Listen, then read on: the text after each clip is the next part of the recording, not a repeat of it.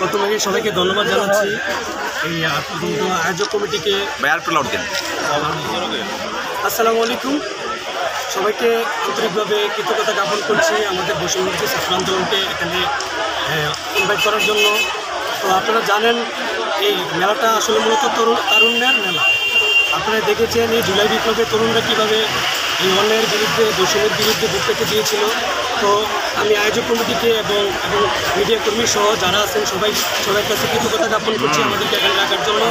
আর এই মেলাটা আমাদের চান্দিনার জন্য একটা ঐতিহ্যবাহী মেলা। এই মেলাটা যাতে কোনো প্রকার বিশৃঙ্খলা না হয়, আমাদের বৈষম্যবিরোধী ছাত্র আন্দোলন সবসময় এখানে মনিটরিংয়ে থাকবে এবং প্রশাসনের সাথে সমন্বয় করে এবং মেলার আয়োজক কমিটিদের সাথে সমন্বয় করে এখানে যাতে কোনো প্রকার বিশৃঙ্খলা, কোনো প্রকার চাঁদাবাজি, কোনো প্রকার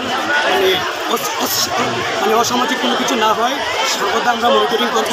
সেই সাথে আমি প্রশাসনকে বলবো আপনারা সবসময় এখানে দৃষ্টি রাখবেন যেন কোনো প্রকার বিশৃঙ্খলা এখানে না হয়। এগুলো আমি আমার সংক্ষিপ্ত বক্তব্য এখানে শেষ করছি। ধন্যবাদ।